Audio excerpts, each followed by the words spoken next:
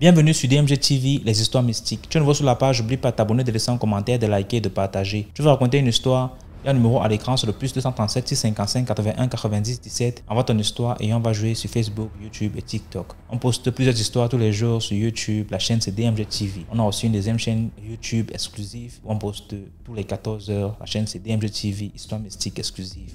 Facebook c'est DMG TV. TikTok c'est DMG TV où on fait les directs tous les mercredis et les vendredis à 20h00 heure du Cameroun. Donc n'oublie pas de t'abonner sur Facebook, YouTube, TikTok pour ne pas manquer ni les histoires ni les directs. Voilà, ici on poste uniquement les histoires mystiques. Donc si tu as une histoire mystique, n'oublie pas d'envoyer. Ce qu'on fait c'est pour sensibiliser, toujours laisser un like. Merci pour la force. Et donc maintenant on va passer à la première histoire. Bonjour DMG, bonsoir DMG, bonjour à toute la grande famille DMG, bonsoir à toute la grande famille DMG. Cela va dépendre de l'heure à laquelle vous allez écouter ce message vocal. J'espère que vous allez tous bien par la grâce de Dieu. Alors, c'est un plaisir pour moi de venir ici raconter une fois de plus une histoire mystique. Et DMG, ça fait longtemps que je n'ai pas envoyé d'histoire mystique. J'étais vraiment occupé ces derniers temps. D'ailleurs, même pour écouter des histoires comme d'habitude, je ne le faisais plus. Mais par la grâce de Dieu, ça va, la vie a repris son cours. Maintenant, je peux encore raconter mes histoires et écouter comme d'habitude. Alors, je me suis rappelé d'une histoire du décès d'une maman, paix à son âme, euh, qui était suite à un vol. Voilà, la mort est survenue après avoir effectué un vol. Alors, je raconte l'histoire. À l'époque, quand on était petit, dans mon quartier d'enfance, il y avait un commerce que les mamans faisaient bien, celui qui était la vente des mignons d'or. Je ne sais pas si les gens connaissent les mignons d'or, c'est des feuilles de manioc, la pâte de manioc qu'on attache dans des petites feuilles. Dans des petites feuilles, ça fait un peu comme le chikwang, mais le chikwang vraiment fin. Voilà, chez nous au Cameroun, on appelle ça le mignon d'or. Alors, c'était le commerce que presque tout le quartier faisait. Mais ma maman ne savait pas faire ça. Et toute la semaine, quand mes amis ont rentré des classes, mes camarades de classe m'ont rentré des classes, ils ne partaient pas jouer au ballon pour la plupart. Pour ceux que les parents faisaient, c'est ne partaient pas jouer au ballon parce qu'il fallait parfois tremper le manioc. Bref, il fallait faire tout ce qu'il y a fait. Ils n'avaient pas le temps, il fallait attacher le samedi. Il fallait que la maman aille vendre. Et c'était pas petit truc, hein. C'était les 50 paquets. Dans un paquet, je pense qu'il y avait peut-être, je ne sais pas combien de millions d'or ça sort, peut-être 20 millions d'or ou 25, je ne sais pas maintenant. Il faut 50 paquets, donc c'était beaucoup de boulot. Et 1 million d'or, c'est pas comme si tu vas faire ça à la vitesse, tu prends quand même ton temps, sinon au moins de cuire, la pâte va sortir. Du coup, un jour, ils sont allés vendre, voilà, ils sont allés vendre toutes les femmes comme d'habitude. Et il y a une maman, parmi ces mamans-là, qui n'a pas vraiment prêté attention à son portefeuille. Après avoir vendu ses millions d'or, parfois elle pouvait vendre les 30 000, les 40 000 par jour, les 25 000, les 18 000, ça dépendait. Donc, elle a égaré son portefeuille avec 46 000 à l'intérieur. Elle a commencé à chercher. Elle ne voyait pas. Elle dit à ses consoeurs du quartier que, mais comment on est ici ensemble, le portefeuille se perd et on ne le retrouve pas. Chacun dit, ah, je sais pas. Elle dit, non, on ne pouvait pas savoir comment. Vous savez toute la souffrance qu'on peut endurer toute une semaine pour en arriver là. Comment la personne peut prendre tout mon argent? Je fais comment? J'ai des enfants, j'ai des réunions que je dois cotiser le dimanche, tout ça là. Je fais comment? Toutes disent qu'elles n'ont pas vu. Ok. Quand elle est rentrée, à l'époque, ça ne se fait plus parce que le quartier là a évolué, voilà. Je ne suis plus, mais ça évolue quand même. À l'époque, quand il y avait un problème comme celui-là, on faisait ce qu'on appelle le dicalo. Le dicalo, ça veut dire c'est un communiqué général on faisait très tôt le matin pour faire part d'un problème lorsqu'on va agir mystiquement. Donc tu ne le fais pas, tu ne peux pas agir mystiquement sans prévenir. Donc la maman, le lundi matin, très tôt, elle a fait son dicalo. Le quartier n'était pas très grand. Donc elle est quittée de son quartier jusqu'à notre quartier. Hein, voilà, elle a fait son dicalo, elle a fait ça aller et retour.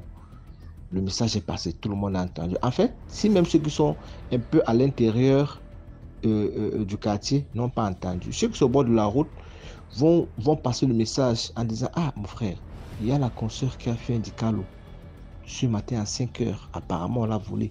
Donc, ça va passer un peu de bouche à oreille. C'est comme ça qu'elle a fait son décalo. Et dans son décalo, elle disait que quand elle va gâter, elle ne va plus arranger. Parce que quand elle va gâter, ce sera la mort qui va suivre. Elle a donné 1 semaine. Et on suspectait une des mamans parmi ces mamans-là.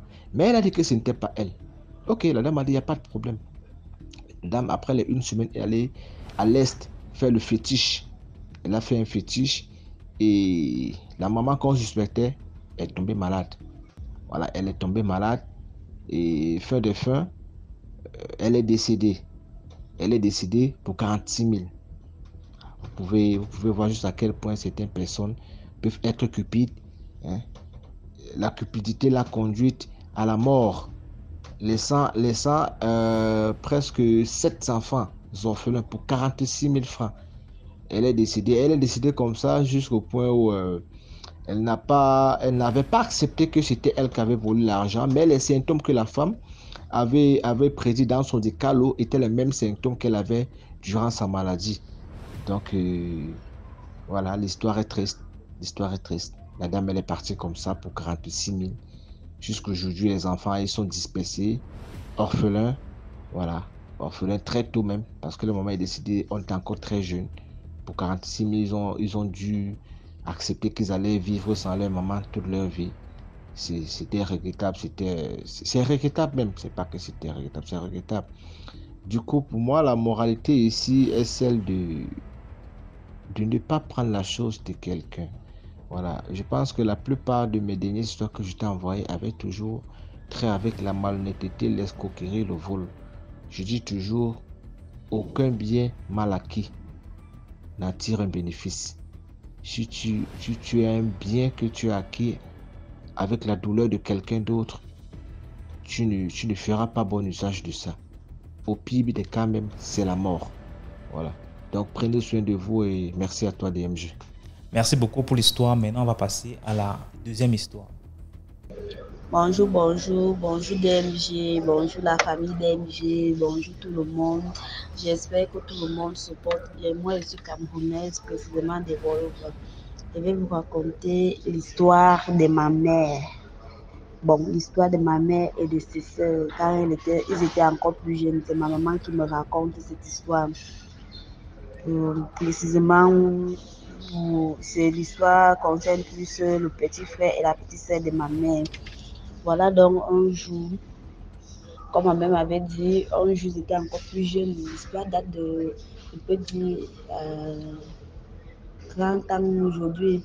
Quand ma mère était encore plus jeune, j'étais encore enfant. Ma grand-mère les avait laissés au village, elle est partie au champ. Bon, ma mère a 2 grandes sœurs. Bon, parmi ces grandes sœurs, c'est ma mère qui est plus éveillée. Comme ça que ma mère les laisse donc avec leur petit frère, le dernier né. Quand elle les laisse avec le dernier né, ils avaient l'une de leurs cousines qui avait aussi le même âge que eux. Comme ça donc, en journée, la cousine prend le bébé. Elle pose le bébé devant la porte et commence à caresser le bébé, Ma mère sort. Ma mère dit, voilà, je vais dire à maman quand elle va rentrer que tu as pris le bébé, tu as posé le bébé devant la porte, tu as commencé à caresser le bébé. Elle dit, la cousine à ma mère dit, ah, tu aimes trop parler, comme tu aimes trop montrer que c'est toi qui es vieille, tu aimes trop parler, que je lui ai fait quoi, Comme ça qu'il laisse donc le bébé. Quand ma grand-mère rentre du champ, ma mère dit que tel a pris l'enfant, il a posé l'enfant devant la porte, a commencé à caresser sur l'enfant. Bon, ma grand-mère a pris ça à la volée, ma grand-mère a pris ça à la légère. Ah, bon, comme si c'était rien de grave. Des années après, des années, des mois après, il est arrivé l'âge où l'enfant doit rentrer, l'enfant doit marcher. Mon oncle ne rentrait pas. Mon oncle ne marchait pas. Mon oncle était tombé maladie sur maladie. Comme dans le village de ma mère, ils ont les rites là-bas, les rites de la sorcellerie. Si tu es sorcier, tu ne mets pas pied là-bas. Ils ont donc, ma grand-mère a donc amené mon oncle chez un tradipraticien. Dit que je ne sais pas. Bon, avant, on avait d'abord amené mon oncle à l'hôpital à l'époque. Comme mon grand-père était avocat, mon grand-père avait un peu les moyens. On avait d'abord amené l'enfant à l'hôpital à l'époque. ça n'allait pas. On a pris l'enfant, on a amené l'enfant. Bref, avant, mais on a amené l'enfant chez les tradis pasticiers. Mais avant, ma tante aussi, celle qui était l'aînée de mon oncle là de 1 an, elle aussi, on l'avait injecté. Quand on l'a injecté, le pied a commencé à régresser, ou que le pied doit évoluer comme l'autre pied. Bon, on s'est dit que non, souvent quand on l'a injecté, on l'a mal injecté, le pied a commencé à régresser. Quand la gamme est partie sur le tradit praticien, c'est lui qui lui dit donc, c'est on a pris l'enfant, on a mis ton enfant devant la porte, non? Oui. On a traversé sur ton enfant, oui. La personne qui a fait ça s'est transformée en serpent. Il a commencé à avaler l'enfant. Il avait avalé l'enfant jusqu'au niveau des reins. C'est pour ça que tout le côté du bas est mort. Donc l'enfant ne peut plus marcher. La même chose comme celle qui est la fille aussi. Donc elle ne peut plus marcher. Donc elle ne peut plus marcher. Et celle qui est la fille, elle a juste eu la chance qu'elle marchait déjà. Quand ça l'a arrivé, quand la personne s'est attaquée à elle, elle marchait déjà. Mais c'est sa grand-mère, la personne que tu l'avais surnommée, qui l'a aidée. Donc, ce qu'elle a, c'est que tes 2 enfants vont vivre, mais ils seront infimes. Et jusqu'à maintenant, mon oncle et ma tante sont infimes. Mais ma tante raconte qu'elle avait fait un rêve. Elle a vu sa grand-mère dans les rêves, elle est venue lui donner le remède. Elle est venue lui donner le remède, elle dit que non, va dans telle case, tu vas couvrir l'assiette de remède là-bas, il faut prendre que tu bois, ça va t'aider à marcher. Quand elle était petite, elle a dit à ma grand-mère, elle s'est réveillée, donc ma grand-mère est partie au champ. Quand la grand-mère est revenue, rentrée du champ, quand elle vient lui dire ça, quand ils partent encore regarder vers les 18h, ils n'ont rien vu. Jusqu'à maintenant, même ma tante là, comme elle est infirmière, elle est tombée enceinte, elle a toujours vu sa grand-mère qui était venue dans les rêves, dans la mère de sa mère qui était venue dans les rêves, on devait l'opérer, elle est rêvée qu'on va l'opérer, elle est venue lui donner le remède dans les rêves. Elle me dit qu'elle a bu le remède. Bon, c'est une histoire que je vais vous raconter une prochaine fois. Sinon, moi, je n'ai pas souvent beaucoup plus de courage de raconter les histoires parce que je ne sais pas bien les raconter. Mais ce que je vais dire aux parents, c'est qu'il faut tenir compte de tout ce que parlent les enfants. Les enfants disent certaines choses dans les vérités.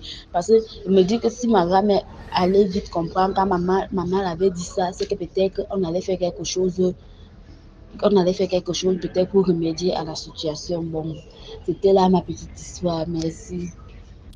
Merci beaucoup pour l'histoire. Maintenant, on va passer à la 3e histoire. Bonjour DMG, bonjour à la famille, à la communauté.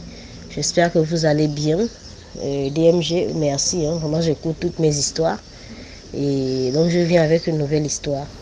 Ça, c'est l'histoire qui concerne la grande soeur de ma mère, ma tante. Voilà, cette histoire ne me concerne pas, alors que toutes les histoires que j'ai racontées me concernent principalement. Donc, la grande soeur de ma mère, ça s'est passé dans notre village, vraiment des années en arrière, avant notre naissance, vraiment plusieurs années avant notre naissance, avant ma naissance. Donc, ma tante, elle est sortie avec un monsieur et elle a présenté ce monsieur à toute la famille. Donc, la famille a apprécié le monsieur, vraiment qu'elle se marie avec le monsieur, mais après elle est tombée enceinte et quand elle est tombée enceinte, elle allait dire à ses parents que non, c'est pas le monsieur qui est le père de l'enfant, c'est un nouveau gars qu'elle avait trouvé, donc elle a amené son oncle maternel, voilà, parce qu'elle vivait avec l'oncle maternel. L'oncle a dit non, moi c'est l'autre là que je connais et je sais que c'est avec lui que tu as fait la grossesse parce que tu pars, tu dors là-bas chez lui, tu fais les semaines là-bas, des mois là-bas, donc ne fais pas me raconter d'autres choses. Elle a dit non, c'est le nouveau gars là, c'est lui le père de l'enfant, alors que la grossesse était déjà avancée. L'oncle a dit non, moi je connais l'autre. Donc il faut faire, tu accouches. Si tu ne veux plus de lui, accouche, tu lui remets son enfant. Parce que lui, c'est un monsieur qu'on a beaucoup apprécié, on a beaucoup accepté dans cette maison-là. Tu vas venir nous présenter notre gars que non, c'est lui le père, c'est faux. L'oncle s'est fâché. Elle également s'est fâchée que non, c'est l'autre mon nouveau gars là, c'est lui le père de l'enfant. Elle est partie vivre avec le nouveau gars. Au moment d'accoucher, donc l'enfant, au moment d'accoucher, elle a accouché. L'oncle a dit que comme tu ne veux plus de l'autre, remets-lui son enfant. Parce que lui, chaque fois, il vient ici, là, pour venir pleurer. Elle a dit non, c'est son enfant à elle. Elle donne à qui elle veut. C'est comme ça que son oncle avait maudit. L'oncle a dit ok, d'accord. Donc, comme c'est comme ça là, Avec l'autre, là où tu pars dans le nouveau foyer, là, tu n'auras pas d'enfant avec lui. Tu n'auras jamais d'enfant avec lui. Là, ça c'est le seul enfant que tu vas faire dans ta vie, là.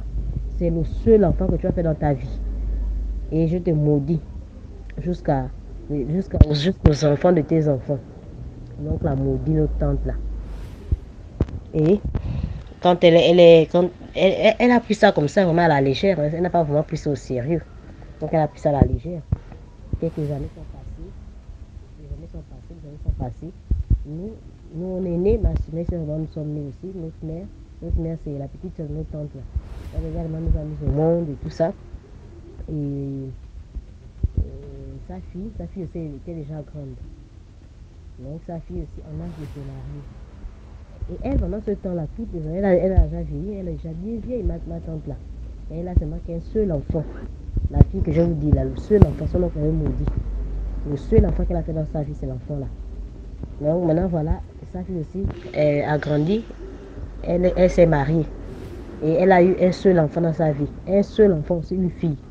Elle n'a plus jamais attrapé un retard. Elle n'a plus jamais cherché à... Bon, elle n'a plus jamais... Elle a toujours cherché à tomber enceinte. Elle est toujours allée partout à l'hôpital, chez les Nganga, pour trouver la solution, mais rien. Rien. La même parole sort toujours que c'est la malédiction que ta mère avait reçue. Mais l'oncle en question, là, qui les avait maudits et mort depuis, elle est déjà vieille, donc il peut élever cette malédiction. Ce n'est que l'oncle en question, mais il est mort depuis. Donc, ils sont restés là comme ça, là. Elle aussi, ma grande soeur, là, donc la fille de ma tante, là, sa fille, elle s'est mariée également, elle a aussi accouché un enfant. Donc sa fille qu'elle a accouché là, elle est plus grande que moi aussi. Sa fille qu'elle a accouché là, elle déjà dans les bacs. Elle dépasse déjà 36 ans, 35 elle dépasse.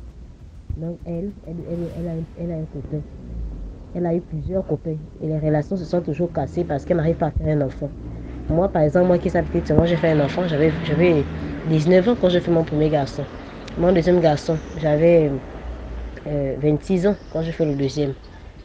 Et là, je suis dans les 32 ans. Mais elle n'arrive même pas à tomber enceinte. Elle n'arrive même pas, vraiment, même un petit retard, il n'y a pas. Elle part chez les Nganga partout se faire soigner. Il n'y a pas de solution. Il n'y a pas de solution. Donc là, elles sont là comme ça là. C'est-à-dire que ma tante là, en fait, ma tante là, elle n'aura pas des arrière-petits-fils parce que sa petite-fille, c'est elle qui cherche à avoir l'enfant là. Ça, mais ma tante a fait un seul enfant.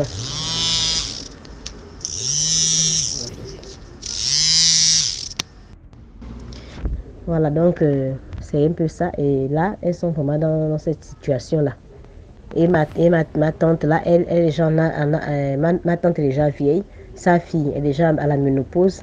Et la fille de sa fille n'arrive même pas à faire un seul enfant. Donc là, elles sont dans cette situation. Elles sont allées partout, de gauche à droite, à l'hôpital, à l'église, chez les marabouts, partout. Il n'y a rien, même pas un retard qu'elle attrape, que la fille de ma grande soeur attrape. Donc ma fille en question, même pas un retard qu'elle attrape. Donc leur vie là c'est compliqué. Donc l'arbre généalogique de ma tante là, ça va s'arrêter carrément à sa petite fille. Parce que sa petite fille n'arrive pas à lui donner les arrière-petits-fils. C'est compliqué. Vraiment, nous sommes en Afrique. Hein. Nous sommes en Afrique. Tu as frustré un parent, voilà que le parent t'est maudit. Sans savoir que ça va te coller des années plus tard. Et elle est blaguée, elle riait quand l'oncle avait dit ça. Mais voilà, aujourd'hui ils sont coincés dans cette situation. Donc voilà un peu l'histoire que j'avais à partager avec. Merci beaucoup pour l'histoire. Maintenant, on va passer à la 4e histoire. Shalom, shalom, la communauté DMG. Bonjour DMG. Ça fait très longtemps que je suivais l'émission. Vraiment m'a touchée et je tiens à raconter mon histoire. J'ai tant des histoires, mais je vais raconter comme j'avais essayé, mais c'était très long. C'était trop long que je vais essayer de couper. Première histoire, deuxième histoire, troisième histoire, je vais mon histoire personnelle. D'abord, je suis tchadienne, de la nationalité tchadienne, mais je réside au Nigeria. Ça fait déjà une année et quelques mois. Voilà mon premier histoire.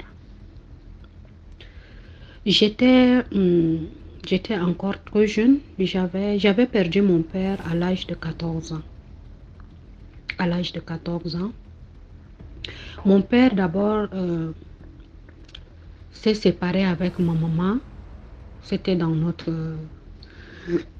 village. Il a pris une autre deuxième femme. Il nous a amenés en ville. Il a laissé ma maman au pays, au village, pardon. Une fois arrivé, j'ai mon grand frère. On était au nombre de 4. Même mère, même père. 2 filles et 2 garçons. C'est comme ça que mon papa nous a amenés en ville. Mon papa était militaire. Il nous a amenés en ville avec notre belle-mère. Mais on a passé un moment difficile avec la belle-mère. Mon grand frère avait quitté la maison. Mon papa voyageait beaucoup. Et c'est moi qui tenais la maison. J'étais petite. Je tenais la maison. Alors, quand le papa était décédé, tout de suite, avant de décéder, il avait écrit une note pour envoyer au village pour que la maman revienne. C'est sa femme de mariage, c'est sa première femme de mariage. La deuxième, il a doté juste. Voilà, c'est comme ça que la maman était revenue. Mais c'était difficile, La maman faisait rien. Mon grand frère, il est encore jeune, et il était jeune et il ne faisait rien, donc il a quitté la maison. Tout le monde a abandonné l'école parce qu'on n'avait pas de soutien. On n'avait pas du tout de soutien. C'était comme ça que mon histoire va commencer. Donc la maman, elle se débrouillait, elle faisait un peu de commerce, les gâteaux, les petites choses là, c'est juste pour avoir à quoi manger. Et je vendais ces choses là comme ça. Et avant même que le papa décède, il m'avait initié dans les affaires. Il amenait les choses, je vends. Quand il voyage, il amène les choses et il me dit de vendre, de faire, acheter mes savons, mes petites choses, quoi. Voilà. C'était comme ça que il y avait une cousine, la fille à mon oncle maternel. Et la maison de son père avec la maison de mon papa était coulée. C'est une femme libre, c'est une grande femme libre, c'est une femme d'affaires, elle faisait des affaires comme ça. Donc, elle m'estimait tellement qu'elle veut à ce que je vienne, je lui prépare, laver les vaisselles, faisait le travail. C'était comme ça que elle m'avait poussée dans les bras des hommes. Mais j'étais trop dure de caractère quand j'étais petite même. Alors, c'est comme si elle voulait me vendre. Vendre, c'est-à-dire me donner aux hommes pour avoir aussi des retours. Voilà, c'était comme ça. Donc, au début, c'était d'abord son cousin. Donc, le monsieur venait, c'est un homme d'affaires aussi, il venait. Moi, j'étais petite, j'avais 15 ans déjà. 14 ans, pardon, j'avais 14 ans. Donc, le monsieur venait, j'étais une fille très belle. Oui, en tout cas, moi, je suis une femme très belle. Brune de teint. Voilà, donc, c'est comme ça que après un autre était venu et a posé la question. Moi, je ne savais pas, c'est après que je vais découvrir ça. Comme ce sont des parents, ce sont des cousins. Celui qui était arrivé premièrement, là, il s'est retiré, il a laissé. Et ce sont des grandes personnes. À l'âge de ma mère. Le dernier, il avait fréquenté même avec ma maman. Moi, je le voyais comme un oncle paternel. On est de même ethnie. C'était comme ça que l'affaire s'est passée. Et elle était venue voir la maman. Elle lui a parlé que, il y a tel monsieur, je peux le nommer Koi. Voilà. Qu'il y a Koi qui a l'œil sur ta fille et voilà. Donc, la maman les connaissait bien, connaît sa famille, tout. C'est comme ça que la maman m'avait appelé que est-ce que ta cousine, je peux la nommer Dédé? Est-ce que Dédé t'a parlé de quelque chose, de quelqu'un? J'ai dit non. Elle m'appelle, je viens, je lui nettoie des choses, je lui lave, elle m'envoie au marché, tout ça, mais elle ne m'a rien dit. Et la maman me disait, faites très attention. Je ne veux pas qu'elle t'envoie chez les hommes. J'ai dit, maman, j'ai compris. Elle m'a dit que tu connais tel monsieur là. J'ai dit, c'est pas un oncle. Elle a dit que non, on a fréquenté ensemble, on a grandi ensemble au village. Je connais leur famille. Donc, il faut faire très attention. Et ils se marient. Ils ont l'air voyants sauvages là. Quand ils veulent une femme et que la femme ne veut pas, ils la touchent, on la salue avec. Et puis, c'est tout, la femme là les suit. C'est ce que la maman m'expliquait. Comme ça. Alors, un jour maintenant, c'était la nuit, il y avait le ciné collé chez nous. Donc, je vendais devant le ciné là. Donc, on s'amusait comme ça. La nuit, vers 19h, j'étais devant la porte avec les amis. Le monsieur était arrivé. Et devant la porte, la maman était dedans. Quand le monsieur était arrivé, je voyais ce qui s'est passé. Il a mis les deux mains là dans sa poche. Et quand il était arrivé, comme il est de grande taille géant. Donc, il nous a salués. Je me suis levée. Et il a enlevé sa main. Il a dit, tu ne me salues pas, je le salue. DMG. J'avais oublié ce que la maman m'avait dit. C'était comme ça, ça s'est passé. Donc le monsieur me guettait. Le monsieur me guettait. Comme ça que le monsieur m'avait arrêté un jour. Pour que je devienne sa femme. Là, j'avais déjà quelque chose de 15 ans déjà. Alors, c'était comme ça, ça s'est passé. Je ne l'ai jamais aimé. Je n'ai jamais eu la paix. Mon défunt père, je ne sais pas si c'est son esprit ou bien son âme, si son esprit venait déranger le monsieur là, qu'il me laisse en paix. C'était comme ça que j'avais fait des camarades à l'école avec les jeunes filles. Comme j'étais encore jeune, donc je ne voulais pas. Mais dans notre coutume, quand un homme t'attrape déjà, que tu es chez lui, tu dois rester. Le jour où tu vas repartir, ils vont t'accompagner avec les choses coutumières. Avec les choses coutumières pour que tu puisses entrer parce que tu as des frères qui sont là. Les choses vont arriver à tes frères. Ça, c'est dans notre coutume comme ça. Où ce que tu te trouves en Europe, quoi que tu te trouves, c'est comme ça que ça se passe. Ça, c'est dans notre coutume. C'est comme ça qu'une semaine après, ils m'ont accompagné avec les choses de coutume là, à la maison. Mais la maman ne voulait pas. La maman connaît. Le père de ce monsieur-là, Koïla, son père travaillait à ma grand-mère. Ma grand-mère, c'est une femme qui a beaucoup de choses. Elle laboure. Elle a des gens qui travaillent pour elle. Donc, son papa travaillait pour ma grand-mère. Donc, ma maman les connaissait bien et la maman ne voulait pas. C'était comme ça que ça s'est passé. J'étais vraiment malheureuse. Mais le monsieur, quand j'étais déjà chez lui, le monsieur prospérait, il gagnait beaucoup d'argent. Il est un homme d'affaires, mais quand il sort, il vient avec beaucoup d'argent dans le mallette. Et il me dit de prendre l'argent là, ce que je fais, ce que je veux faire avec.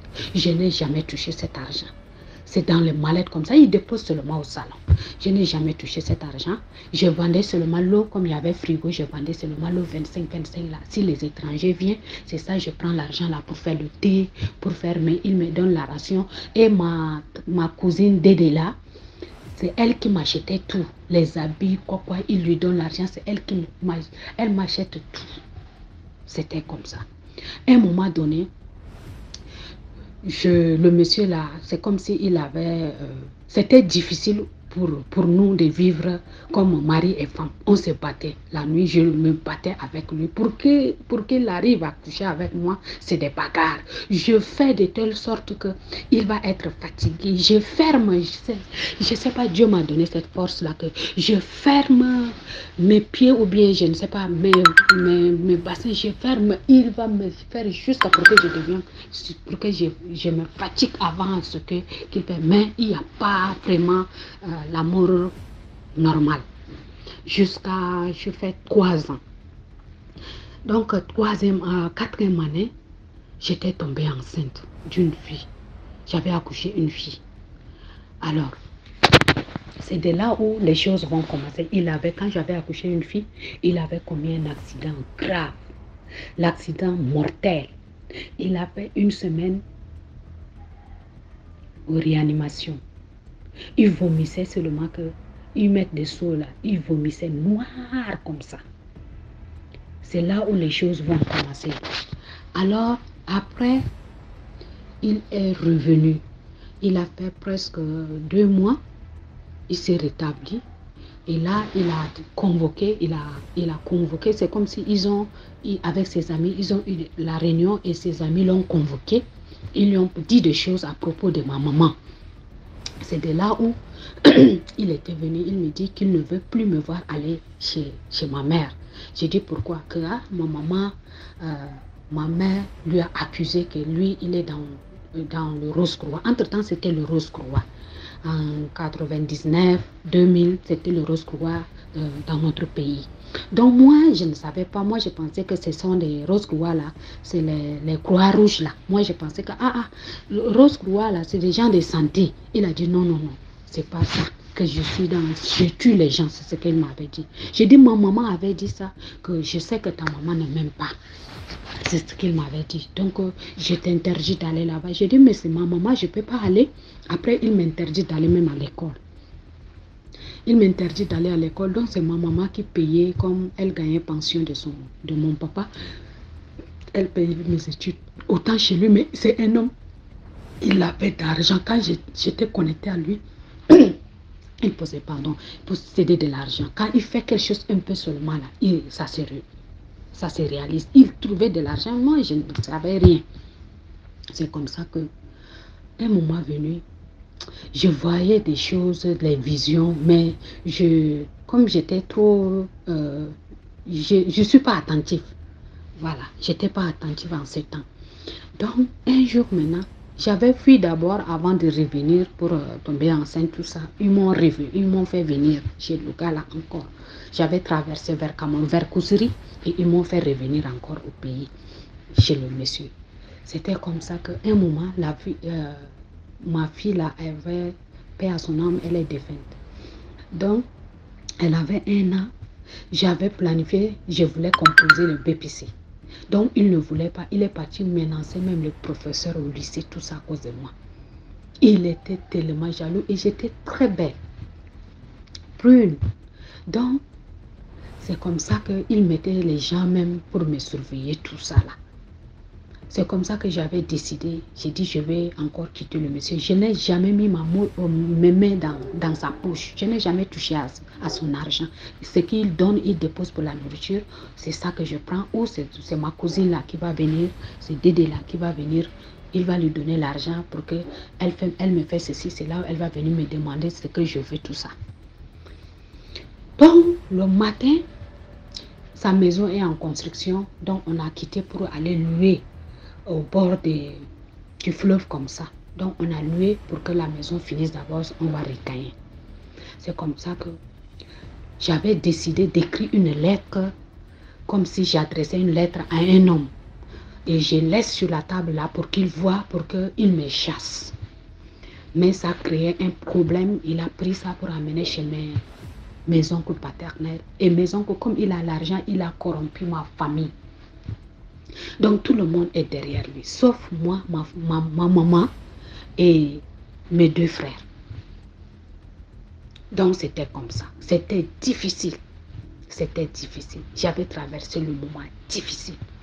Donc, il y avait eu des problèmes jusqu'à mes oncles sont venus. Ils ont insulté ma maman. Ils ont parlé des choses que, voilà, c'est difficile de survivre. Voilà, on a trouvé un monsieur qui peut prendre soin de nous. Et voilà, voici ta fille. Ceci, c'est là. Toi aussi, tu fais ceci, c'est là. Tu n'encourages pas ta fille.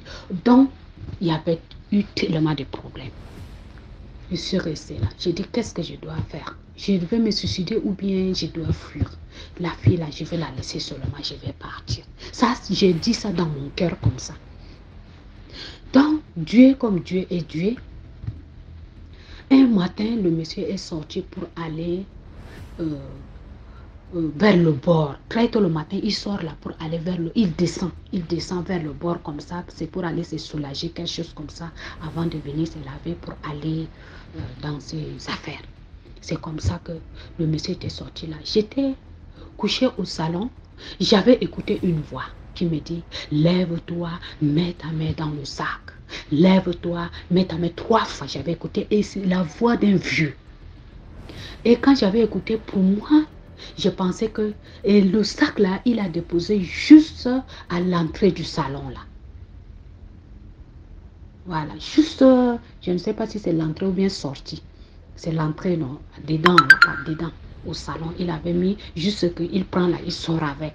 Donc, c'est comme si c'est ce genre de sac d'ordinateur, sac, petit sac mallette comme ça là. Pour moi, je pensais que quand je vais me lever, mettre ma main là, je vais prendre de l'argent pour fuir avec. Alors, je me suis levée, je suis sortie, je vis d'abord dehors, il n'était pas là. Je suis revenue, j'ai mis ma main dans le sac là. J'étais tombée sur ma photo DMG. La photo où j'avais fait ça, et j'avais fait ça au village, et j'avais caché ça sous l'album. Et c'est cette photo-là qu'il a pris pour mettre dans son sac. Je ne sais pas ce qu'il veut faire avec. Quand j'avais pris la photo, j'ai gardé. Une fois quand il était revenu, il est parti maintenant, j'ai pris la photo, j'ai fait directement voir ma tante. Et ma tante là, son grand frère, le fils de son grand frère est son ami intime. Et c'est un cadre. Son père aussi, mon oncle là, c'est un cadre du pays. Voilà, il était un cadre du pays. Maintenant, il a pris l'âge, tout ça. Donc, quand je suis venue voir ma tante avec la photo, j'ai dit, tantine, voilà, j'ai trouvé, paix à son nom, ma tante là aussi, elle est différente. Voilà, j'ai trouvé photo dans le sac. Elle m'a dit, tu as fait comment? J'ai dit, non, j'étais couchée seulement, j'écoutais la voix qui me disait, lève-toi, mets ta main dans le sac, mets-toi 3 fois. C'est la voix d'un vieux. Et je me suis levée, j'ai mis ma main, c'était la photo que j'ai trouvée. Donc, ma tante me disait que, tu sais, tu es une petite. On a peur de te dire des choses que tu vas aller dire et ça va retourner contre nous. Tu sais, ton mari là, avec mon neveu, ils sont dans les choses qui ne sont pas bien. Voilà, Dieu t'a montré comment tu es tombé sur ça, c'est à toi de voir. Et si tu veux fuir, je vais t'aider à fuir. Si tu veux le quitter, je vais t'aider à quitter. Mais ne dis pas que moi, ta tante qui t'a dit ça. Donc, je n'ai pas dit à ma maman. Et avec ma maman, ils sont des amis, ma tante là. C'est ma tante paternelle, de côté de mon papa. Donc, c'était comme ça que j'avais décidé maintenant. J'ai dit, je vais quitter seulement. Et je ne connaissais pas le Seigneur. Je venais seulement à l'église catholique comme ça, mais je n'étais pas affirmée, je ne lisais pas la Bible, je ne connaissais rien. Mais j'ai compris une chose, que Dieu me protégeait. Et je ne sais pas si c'est l'esprit de mon père aussi qui me guidait. C'est comme ça. Donc, c'était comme ça que les choses là vont commencer. Ma tante est partie dire, mon maman était venue chez ma tante a dit à mon père, à ma maman pardon, que voilà ce qui s'est passé. Voilà. Ma maman était catégorique, qu'elle ne veut pas le monsieur là. Elle connaît le monsieur, elle dit qu'elle ne veut pas le monsieur, qu'elle ne veut pas le mariage. Ma fille est petite, elle ne veut pas.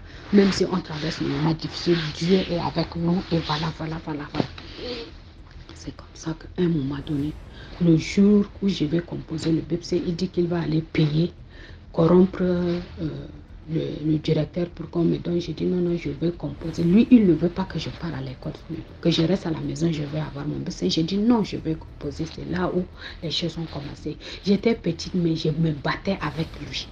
Donc, il n'avait plus ce jour-là. On s'est bagarré là, sous la pluie. Les voisins sont sortis. Et c'est de là où j'ai quitté, en 2021. J'avais quitté le monsieur. En 2001, pardon. J'ai laissé la nuit là, j'ai laissé la fille là. J'ai quitté autour de 21h. Il pleuvait. Je suis partie trouver la maman. J'ai toqué la porte, ils m'ont ouvert. Donc, quand j'étais arrivée, maintenant, je dormais là. Mon père, j'ai vu mon père dans le rêve. C'est comme s'il était sorti du tombeau, le poitrine nue, avec kilo de baggy ou bien ces genres de tenue militaire là. C'est comme ça qu'elle me dit, ma fille, c'est maintenant que je suis contente de toi. J'étais pas contente de toi, mais maintenant là je suis contente de toi. Là où tu es, tu vas plus repartir là où tu étais avant. Ça là, j'avais vu ça dans le rêve comme ça. Le matin, je suis sortie, j'ai expliqué à ma maman. C'est là où ma maman me disait que tu sais que les morts ne sont pas morts. Ils protègent toujours leurs enfants, ils protègent toujours leurs personnes. C'est comme ça que ça s'est passé. On s'est séparés avec le monsieur, mais c'était pas facile. J'avais traversé, le monsieur nous a traîné de commissariat en commissariat. Il nous a traîné de brigade en brigade avec ma maman jusqu'à il est venu même chercher mes frères là des quartiers, ramasser des policiers, corrompre. Il a corrompu les policiers même. Dans cash. Mon histoire, j'ai de tant d'histoires. J'avais traversé des moments difficiles. La pauvreté là aussi n'est pas bon. Mais l'Éternel, comme la Bible dit que l'Éternel est mon berger, c'est l'Éternel qui est notre berger. C'est comme ça que je me suis débarrassée du monsieur. Il a chargé, il a engagé les autorités du pays là. Tu sais que le pays est gouverné par les Akawa. Donc c'est des gens que ils n'ont pas qu'à de tuer qui que ce soit. Donc il a engagé ces petits militaires bandits du quartier là pour me surveiller que je ne peux pas avoir des amis, quoi que ce soit. C'était des calvaires de ma vie. Mais Dieu merci. Dieu m'a vraiment protégée et on était dans le même quartier. Là où je passe, c'est des problèmes. Sur le goudron même là, pourquoi je vais passer devant? C'est des problèmes. J'avais traversé le moment difficile. Mais Dieu merci. Ça, c'est mon première histoire. Je reviendrai pour la deuxième histoire. Merci, shalom, likez et... Merci beaucoup pour l'histoire. Maintenant, on passe à la 5e histoire. Bonsoir la communauté. Bonsoir DMG, bonsoir les frères et les sœurs. Ça fait déjà 1 an que je suis ces émissions et vraiment je suis très attachée parce que moi-même où je suis là, j'ai plein d'histoires à raconter.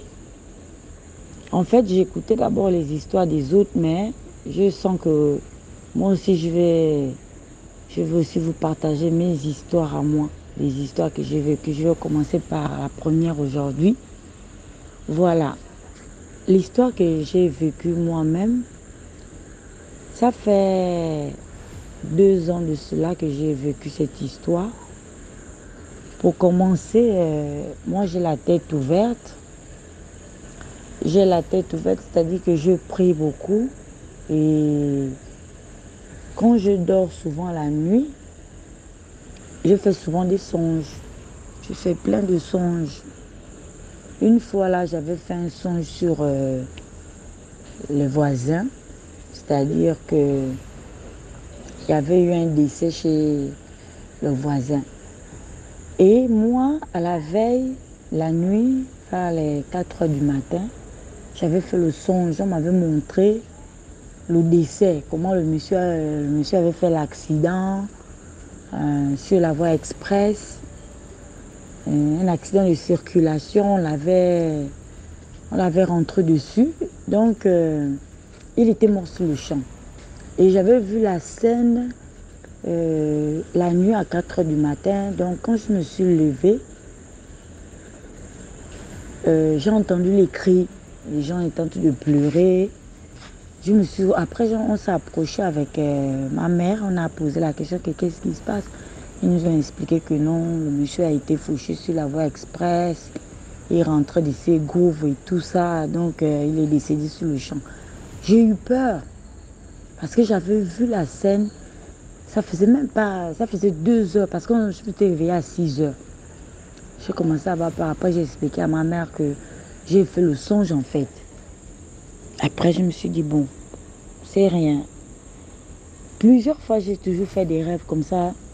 Et qu'à la journée, je vois l'affaire se réaliser sérieusement. Donc, moi, après, je me suis rendu compte que j'avais vraiment la tête ouverte. Et que moi, quand je faisais un songe, ça se produisait. Donc, je vais revenir à mon histoire. Je dormais la nuit. J'ai eu un songe, un petit garçon.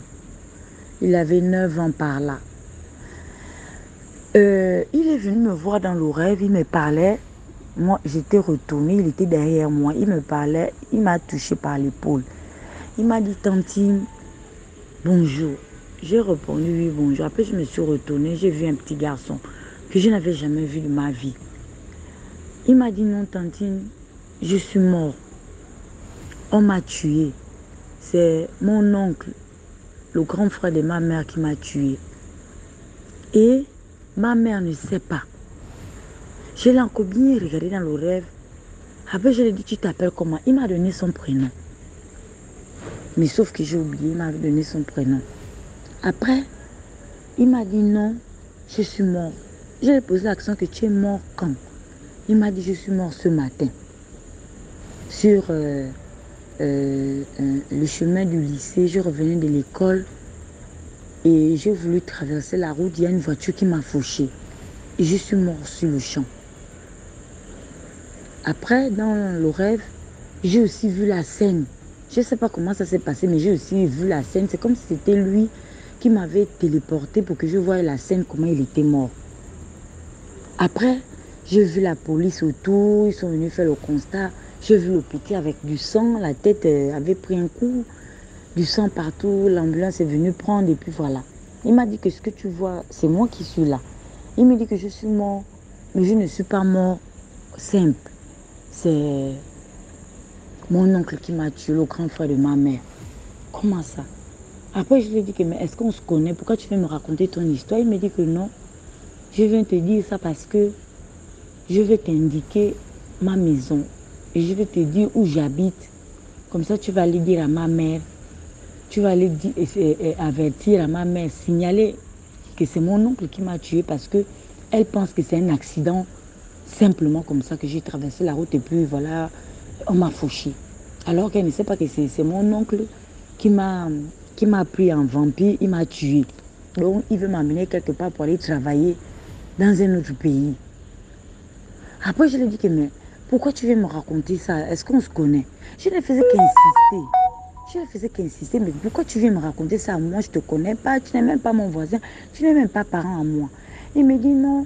C'est quand j'étais en train de tourner, en fait, j'avais compris que l'esprit de l'enfant était en train de errer.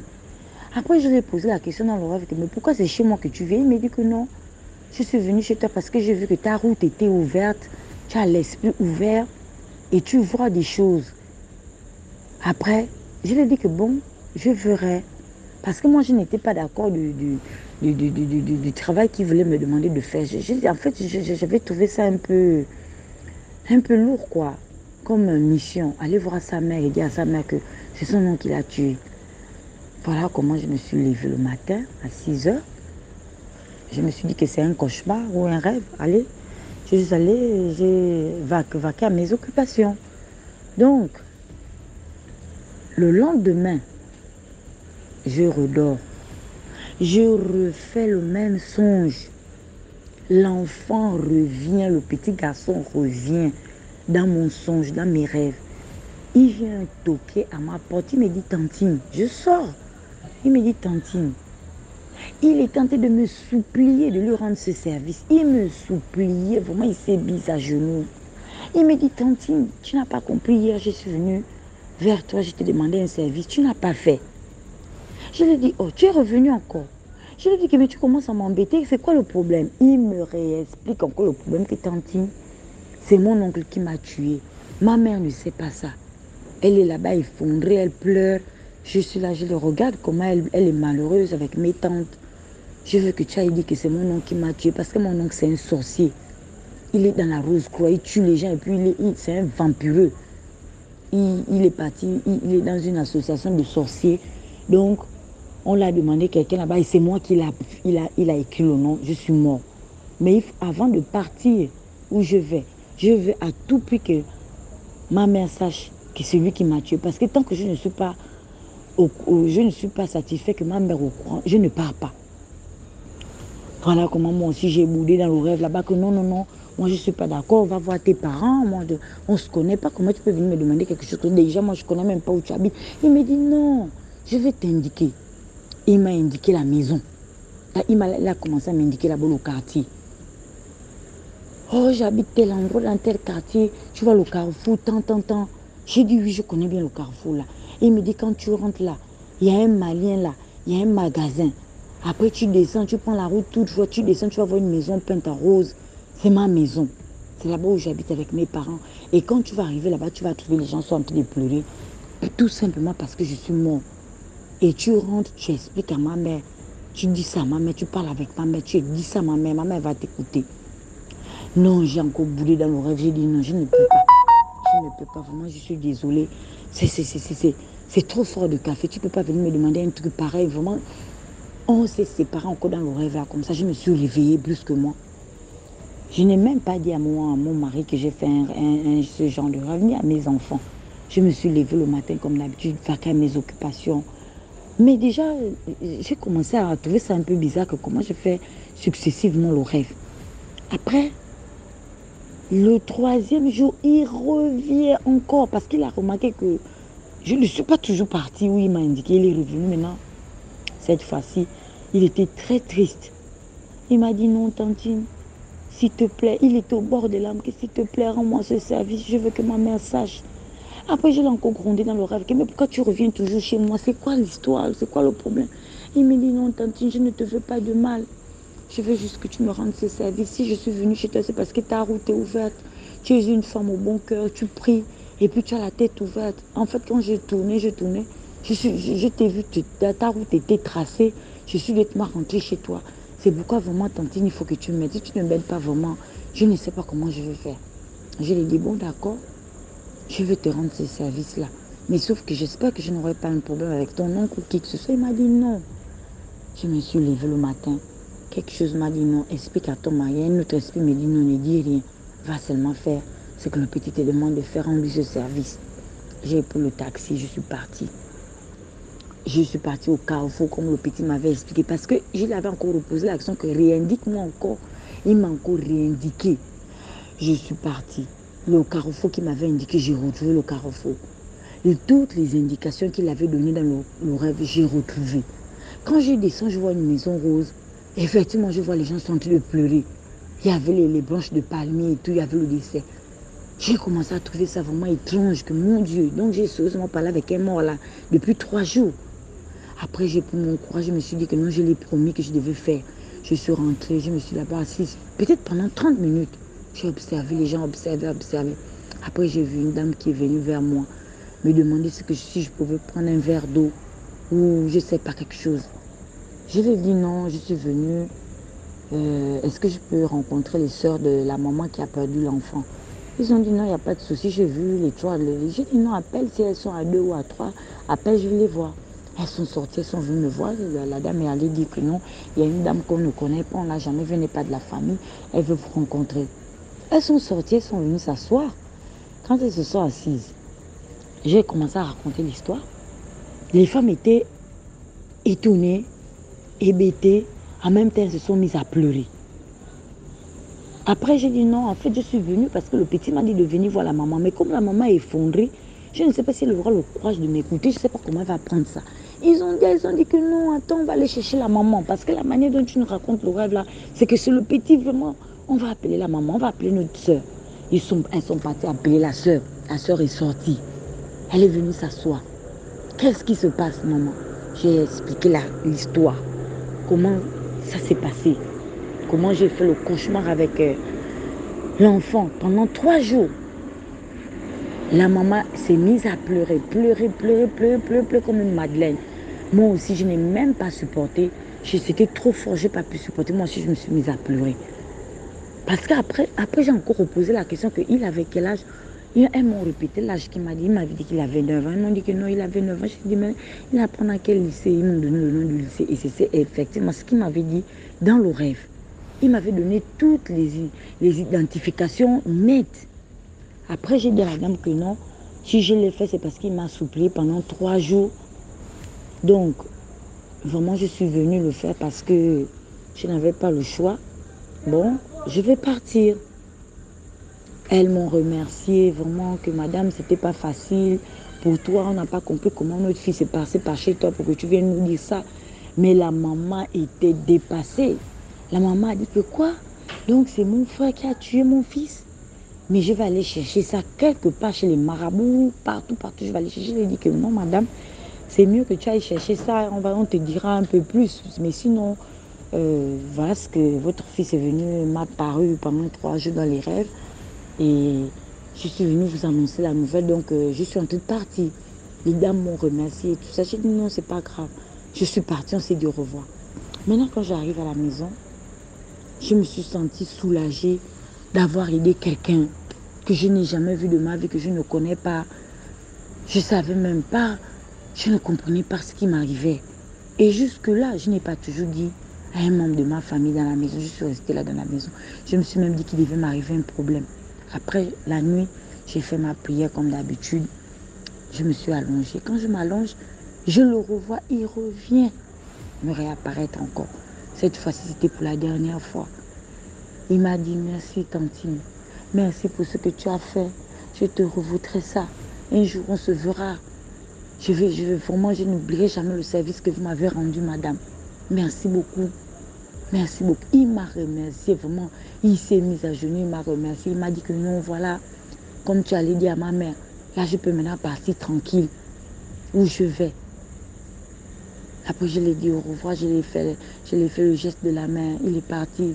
Et j'étais en train de pleurer dans le rêve. Après, c'est comme ça que je me suis encore réveillée. Je regarde le téléphone, je vois il est 3 h du matin. Je n'ai plus dormi jusqu'au matin. Voilà, c'est un peu l'expérience que j'ai vécue sur Terre. C'est une expérience vraiment qui m'a un peu choquée. Parce que réellement, je me suis rendu compte que l'enfant était sérieusement mort, que ce n'était pas une histoire à 2 balles. C'était une vraie histoire. Merci beaucoup pour l'histoire. Maintenant, on passe à la 6e histoire.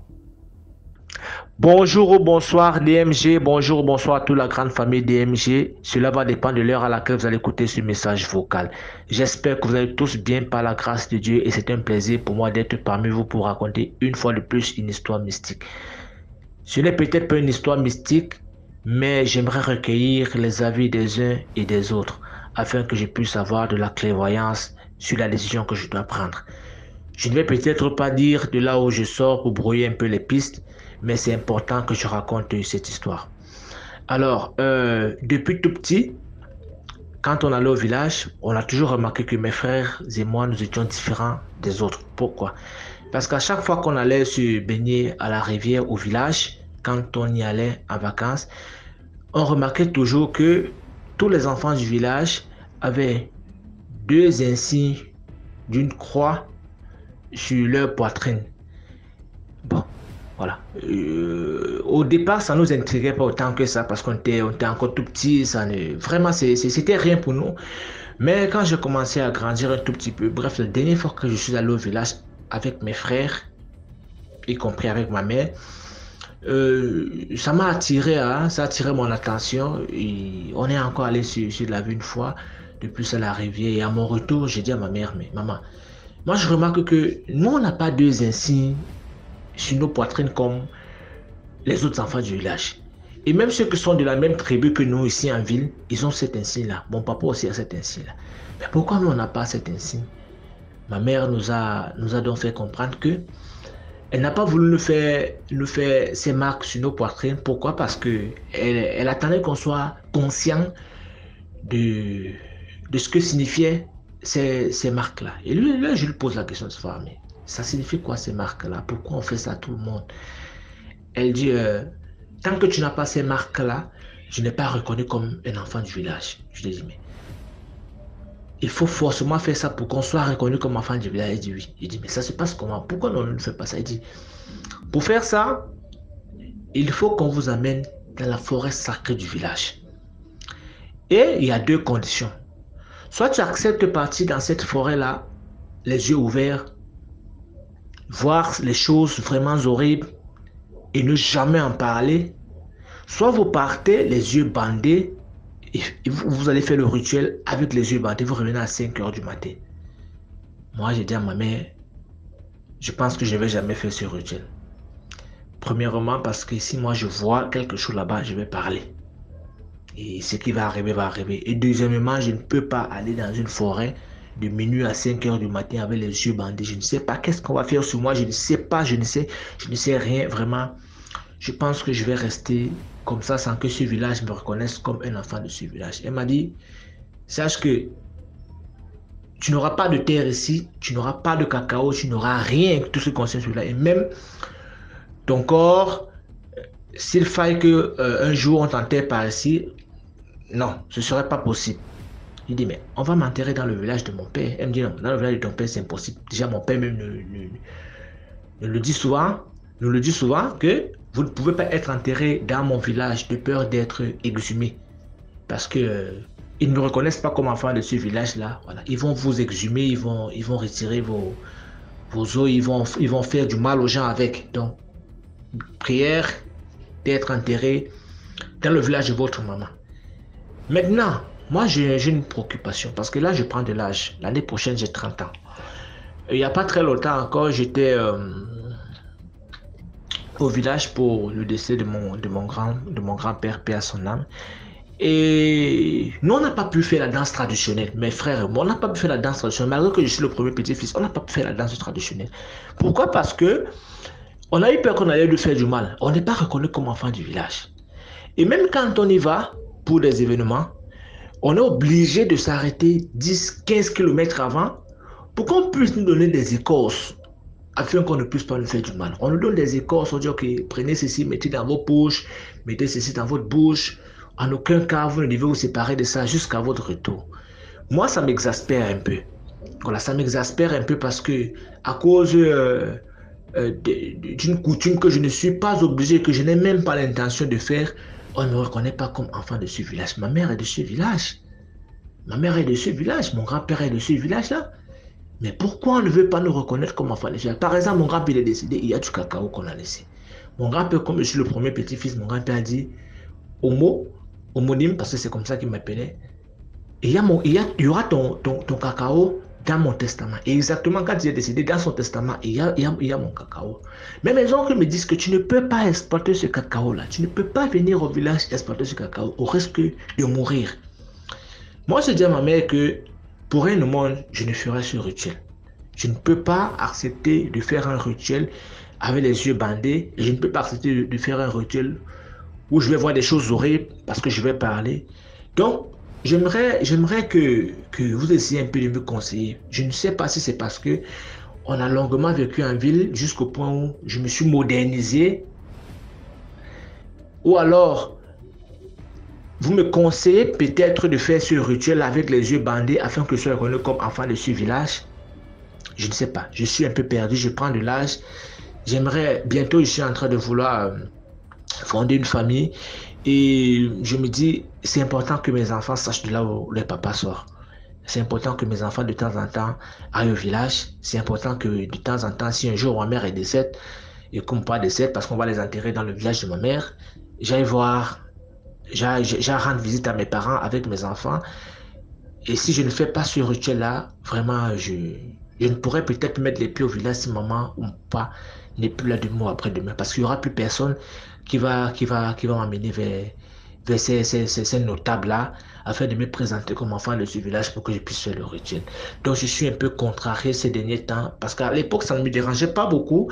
J'étais pas grand, je comprenais pas encore une certaine réalité. Mais là, je comprends déjà une certaine réalité parce que regardez que j'ai 30 ans, j'ai presque 30 ans autant pour moi.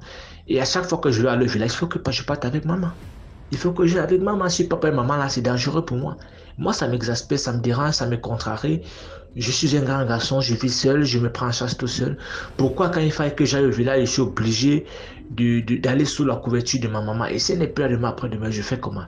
Donc, j'aimerais un peu recueillir les avis des uns et des autres sur la décision que je dois prendre. Est-ce que vraiment, parce que je me dis aussi, je n'ai peut-être pas de religion, mais je suis un chrétien, servant, pratiquant, croyant.